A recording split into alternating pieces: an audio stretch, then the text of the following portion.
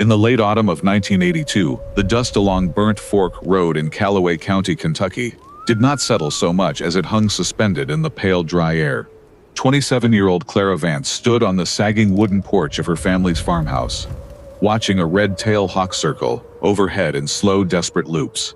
She inherited 240 acres of exhausted clay, a rusting John Deere 4020 tractor with a leaking hydraulic line, and the heavy silence left behind by her father's passing.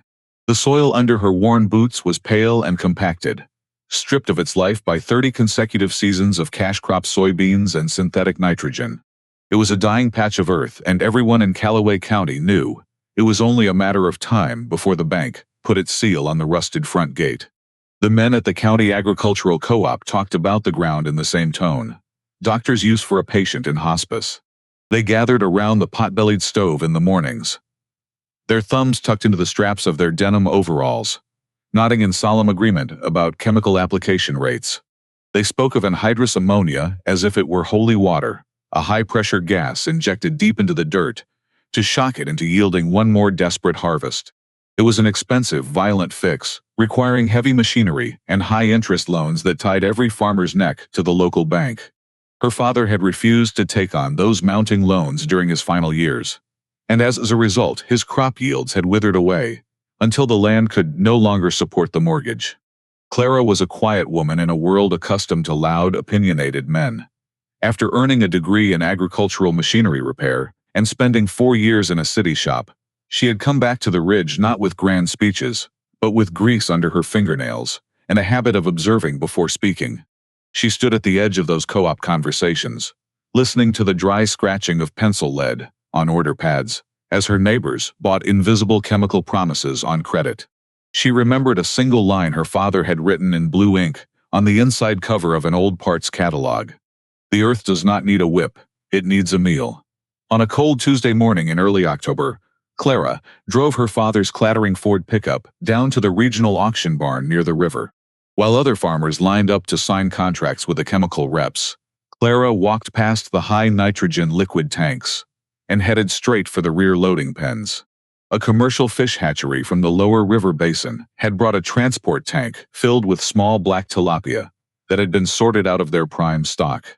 450 fish, small and unevenly sized, some missing portions of their tail fins, deemed completely worthless for the commercial food market and marked for disposal. She spent the last $180 of her personal savings on those 450 discarded fish. The hatchman, a heavy man smelling of diesel and wet scales, spat a dark stream of tobacco juice onto the gravel and stared at her through squinted eyes. He asked her twice if she had a farm pond ready, assuming she was stocking a small fishing hole for her family. Clara looked him dead in the eye and told him the fish were going into the field ditches. He stared at her for 5 long seconds, shrugged his shoulders, and backed the haul tank up to her truck bed. Vance Miller, the largest landowner in Calloway County, was standing near the feed store loading dock when Clara pulled up to secure the oxygen line on her water tank. Vance was a broad-shouldered man whose farm covered 1,100 acres of chemically driven land, a man who measured his self-worth by the size of his machinery fleet and the length of his bank credit line. He leaned against the cab of his clean GMC truck, wiped his sunburnt neck with a red bandana, and looked into the sloshing water of Clara's tank. He let out a loud, barking laugh that carried clearly across the gravel parking lot.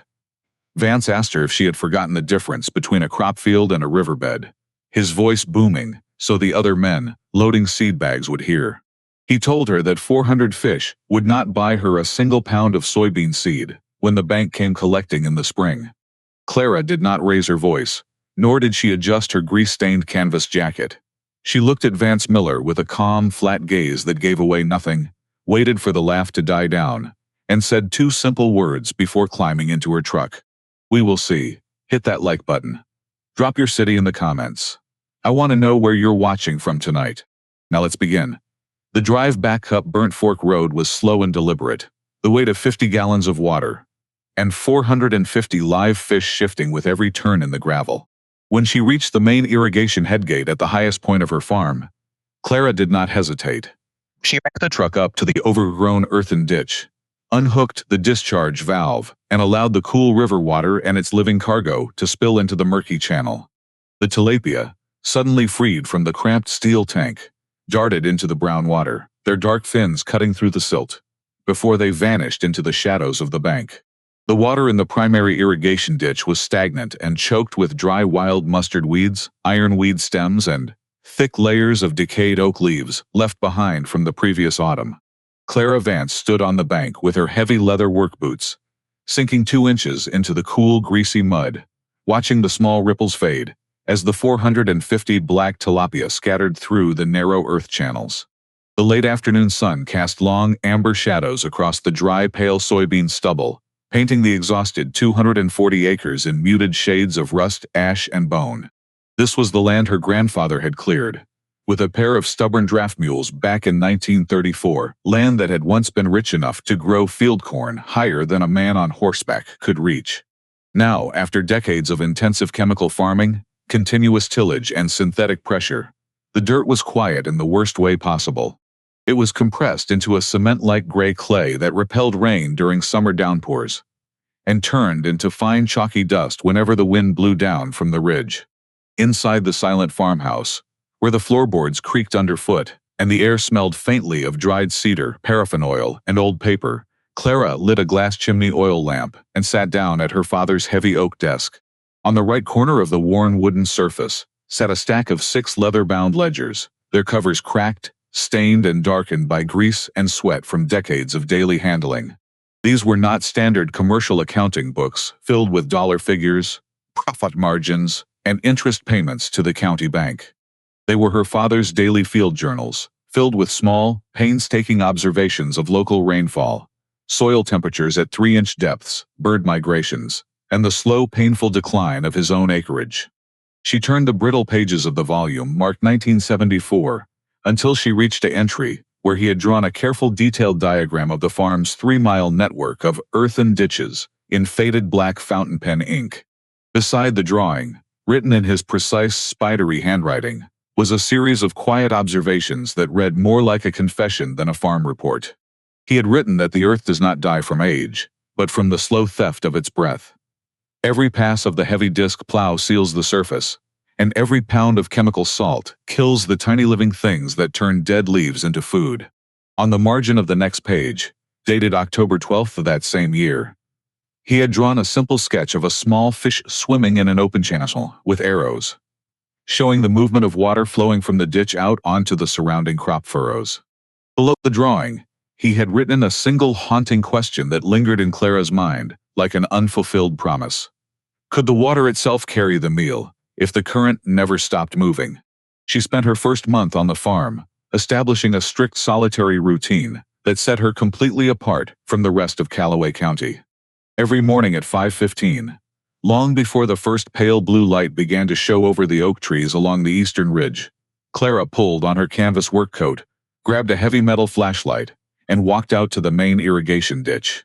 She would stand absolutely motionless on the rotting wooden culvert bridge for 20 minutes at a time, staring down into the dark, cold surface of the water to observe how the fish were behaving.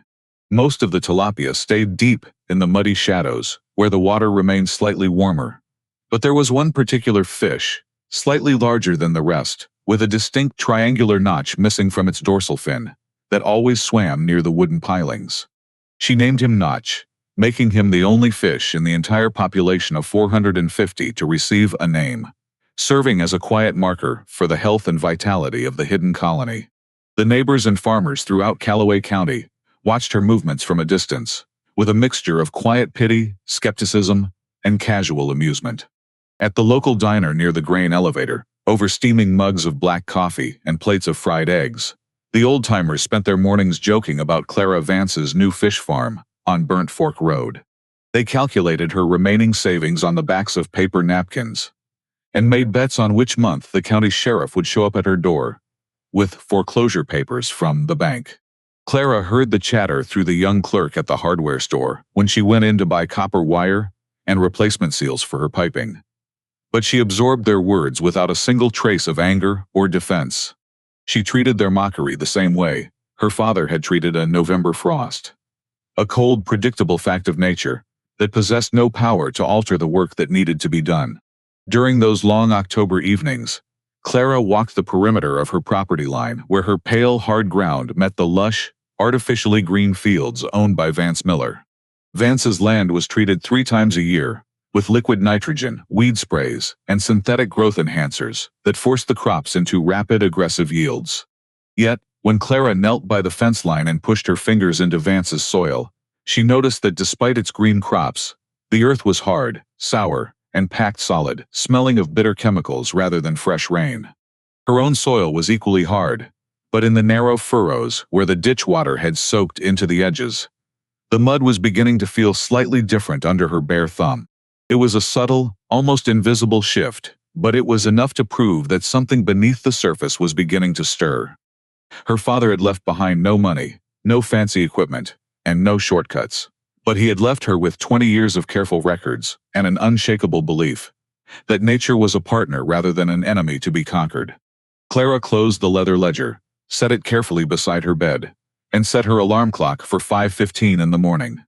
She knew the coming winter would test every piece of pipe, every gallon of fuel, and every ounce of resolve she possessed. But as she listened to the wind rustling through the dry soybean stalks outside her window, she felt no fear. Only the steady, quiet focus of someone who had finally found her purpose. The winter of 1983 descended upon Calloway County, with a brutal, relentless frost that froze the upper 6 inches of the clay dirt into solid gray iron. While other farmers spent the freezing months sitting inside heated supply stores discussing bank rates, Clara Vance spent her days in the cold, unheated draft of her father's wooden tool shed. She hauled out an old 5-horsepower Kohler diesel water pump that had been sitting in the corner under a rotting canvas tarp for over 9 years, covered in grease, dirt, and wasp nests. Her hands, once smooth from her years working in town, became calloused, scarred, and permanently stained with black machine oil as she dismantled the carburetor, replaced the cracked rubber gaskets, and hand-filed the rusted iron valves until they moved smoothly again. She did not rebuild the pump to irrigate her fields in the traditional way, which flooded the land with massive volumes of water that washed away the topsoil. Instead, she engineered a low-volume, continuous circulation loop using salvaged 4-inch black plastic pipe she had dragged out of a scrap pile near the county dump. She ran the pipe from the lower drainage creek back up to the headgates of the primary irrigation ditches, creating a slow, constant artificial current across her entire 3-mile ditch system. By keeping the water moving at a rate of less than 2 miles per hour, she prevented the shallow channels from freezing solid during the coldest nights, while continuously circulating dissolved oxygen into the deep muddy pockets where the tilapia gathered. The 450 fish had survived the initial shock of their relocation, and by early spring their natural biology began to interact with the stagnant water in ways the local chemical experts had never calculated. In a closed, circulating water system, the organic waste produced by the fish was rich in raw ammonia, which naturally attracted colonies of beneficial nitrifying bacteria that lived along the unpaved muddy banks of the ditches. These microscopic bacteria broke the ammonia down into nitrites, and then into nitrates, the most bioavailable, easily absorbed form of natural nitrogen required for plant root development. The gentle continuous movement created by Clara's repaired pump turned her ditches into a 3-mile living organic liquid fertilizer factory. Every afternoon, under the burning sun of early summer, Clara walked the ditch banks carrying an iron trenching shovel and a heavy wooden rake. She cleared out thick choke points of wild weeds by hand, unblocking narrow side furrows so the nutrient-rich water could spill evenly over the edges into the soybean rows. The labor was solitary, silent, and physically exhausting. Sweat dripped off her chin, soaking through the collar of her work shirt, as she cleared hundreds of yards of heavy silt, her boots caked with dark mud that weighed down every step. When the diesel price spiked sharply in the summer of 1984, threatening to consume what little cash she had left for pump fuel, she did not panic or shut down her system. She simply cut her personal groceries down to the absolute bare minimum, surviving on cornmeal, canned garden beans, and wild berries picked along the fence line. The talk at the county agricultural co-op grew louder as the months turned into years, shifting from casual amusement to a subtle, defensive annoyance. Whenever Clara drove her clattering Ford truck into town to buy oil filters or replacement gate valves, The men standing around the counter would go quiet, watching her with folded arms. They saw a 27-year-old woman who had turned her back on modern scientific farming, a woman who spent her days digging in muddy ditches like a laborer, rather than buying nitrogen blend on credit from the sales reps. They called her methods backward, an insult to the progress of modern agriculture, comforting themselves with the belief that her fields would inevitably fail when the summer heat took hold.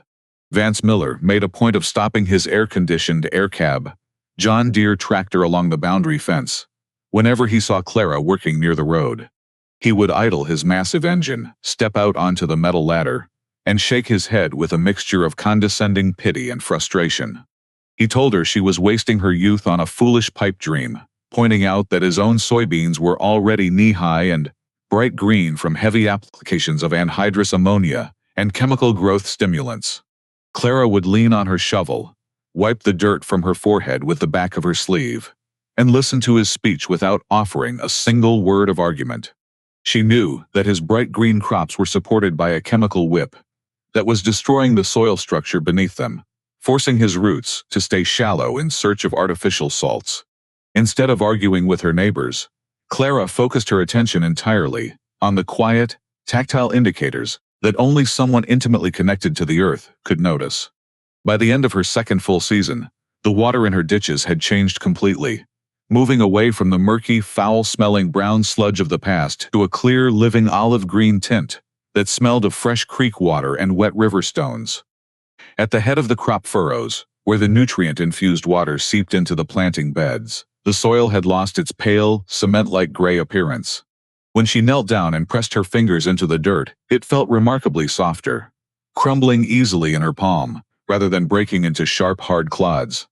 It was acquiring a deep, dark chocolate-brown color, holding moisture hours after the afternoon sun had baked the neighboring fields dry. One evening in late July 1984, while checking the lower return line near the woods, Clara found a heavy earthworm burrowing through the damp clay at the edge of the water, a sight she had not seen on her father's farm since she was 10 years old. Earthworms could not survive in soil that had been salted with heavy synthetic fertilizers and scorched by continuous chemical sprays. Their return meant that the microscopic soil food web was finally waking up from its long, forced dormancy. She held the worm in her hand for a brief moment, watching it move across her palm before gently placing it back into the dark, damp earth. Her hands were rougher than ever, her skin burned brown by the Kentucky sun, but as she stood up and looked out over her quietly transforming acres, she knew that the invisible wheel had finally begun to turn.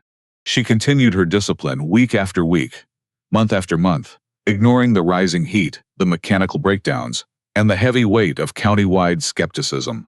She kept the pump running at a steady, rhythmic thrum that echoed across the ridge like a quiet heartbeat, feeding the water that fed the bacteria, that fed the soil, that was slowly coming back to life. The summer of 1986 brought the worst historic drought to Calloway County in over 40 years. By early June, the skies over Burnt Fork Road had turned into a relentless, brassy expanse of pale blue that refused to yield a single drop of rain for 11 consecutive weeks. The temperature hovered above 95 degrees day after day, accompanied by a dry, hot wind that sucked every trace of moisture out of the atmosphere.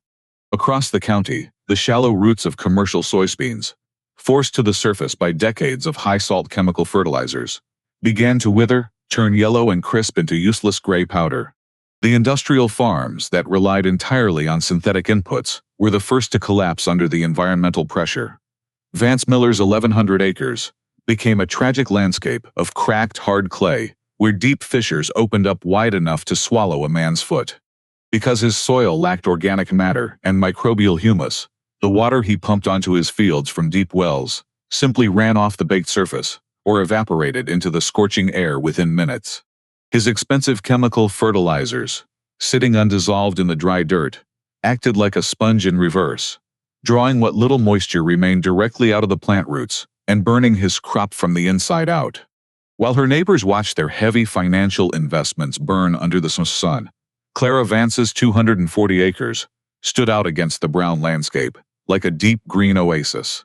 Her 4 years of quiet discipline, biological circulation, and continuous organic feeding had fundamentally altered the physical structure of her soil. The earth in her furrows was no longer a compacted clay cement. It had become a rich, porous sponge, filled with active microbial life, humic acids, and deep earthworm burrows. Every gallon of nutrient-rich water she circulated from her ditches, soaked deep into the ground, holding moisture 12 inches below the surfaces, where the blazing heat could not reach it. Her soybean plants did not show the pale, forced green of chemical growth, but a deep, dark emerald hue that signaled true resilience. Their taproots had driven down deep into the revitalized subsoil, anchoring the plants firmly and drawing up minerals that had been locked away for generations. The 450 black tilapia, now numbering in the thousands through natural breeding, continued their work in the shaded circulating channels, churning out a constant supply of liquid nitrogen and organic matter that fed the living earth every single day. When the harvest trucks finally rolled across Calloway County in late October, the contrast between the farms was undeniable. The regional grain elevator recorded devastating losses for nearly every grower in the ridge. Vance Miller's yields had plummeted to a disastrous 22 bushels per acre, leaving him unable to cover his fuel costs and equipment loan payments. When Clara drove her father's old Ford truck up to the scale house, the head inspector ran the grain through the moisture meter and weighed her load 3 separate times to verify the figures. Clara's fields had produced an astounding 48 bushels per acre, more than double the county average during a historic drought, with zero expenditures on chemical fertilizers or synthetic pesticides.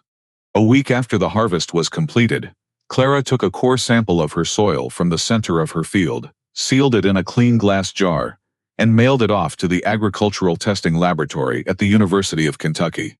The official report came back in a thin white envelope 3 weeks later. The organic matter content of her soil, which had been measured at a dangerously depleted 0.6% when her father passed away, had climbed to a thriving 2.1%. The lab technician had attached a handwritten note at the bottom of the page in red ink. Unprecedented biological activity for this soil type. Whatever you are applying, do not stop. The quiet laughter at the co-op diner vanished completely, replaced by a heavy, bewildered silence whenever Clara's truck passed down the main street of town. The men who had spent 4 years mocking her fish project now stood near the seed bins in quiet huddles, staring at the floorboards and trying to comprehend how a 27-year-old woman with a broken tractor and a ditch full of discarded fish had out-farmed the entire county during the worst drought in living memory. On a crisp, cold morning in late November, 2 weeks after the final harvest numbers were posted at the co-op, a familiar shiny GMC pickup pulled up to the edge of Clara Vance's driveway and idled quietly near the boundary fence. Vance Miller climbed down from the cab slowly, his broad shoulders slightly hunched against the biting autumn wind. He was no longer carrying his usual clipboard or wearing his arrogant, boisterous demeanor. He walked over to the wooden fence line, stepped across the ditch, and knelt down in Clara's soil, running a handful of the rich, dark brown earth through his calloused fingers. Clara walked out from the tool shed, wiping a smudge of black grease from her cheek with the sleeve of her canvas coat. Vance stood up, removed his cap, and held it against his chest with both hands. He looked out over her deep, dark acres, then down at the steady, rhythmic flow of nutrient-rich water circulating through the primary ditch. He admitted his error directly, without making excuses or offering defensive explanations. He told her plainly that he had been a fool for 4 years, that he had spent hundreds of thousands of dollars on chemical promises that left his land ruined and his family buried in bank debt, while she had healed her soil using nothing but water, patience, and 450 discarded fish. Vance offered to lease her 300 acres of his own depleted land, or pay her a massive consulting fee if she would package her circulation system and license it to the local chemical suppliers for commercial distribution. Clara looked at him with a calm, gentle, yet unyielding expression. She told him quietly that the moment someone attempts to put life into a plastic bag or sell a natural system for corporate profit, the system breaks. She explained that the knowledge did not belong to her, nor could it be bought with bank loans. It belonged to anyone willing to stop fighting the earth and start listening to its needs. Over the next 30 years, as the high-interest debt of the 1980s forced many chemical-dependent farmers into foreclosure, Clara Vance expanded her farm from 240 acres to nearly 2,000. She did not acquire the neighboring land through predatory speculation, but as a quiet rescuer, buying tired, chemically poisoned acreage from desperate families and slowly bringing the dead soil back to life, using her father's simple biological system. Today, if you drive down Burnt Fork Road in Calloway County, you will see a woman in her late 70s, walking the ditch banks with a young boy at her side. Her hair is the soft gray of dry cotton, but her hands remain strong, capable, and grounded in the dirt. She does not give long speeches about sustainable agriculture. She simply kneels in the furrow, hand over hand, showing her grandnephew how to crumble the dark, living earth and listen to the quiet thrum of the water. On her father's oak desk in the old farmhouse, beside the 6 worn ledgers from 1974, sits a new stack of books twice as tall, filled with 50 years of data, observation, and quiet proof that when you feed the land naturally, the land will always remember, and it will always feed you back. If this story found you at the right moment, share it with someone who's been told what they have isn't worth the trouble. Drop your city in the comments. Tell me where you're watching from. And if you've ever checked something everyone else had already written off, I want to hear what you found. Every comment gets read. Everyone.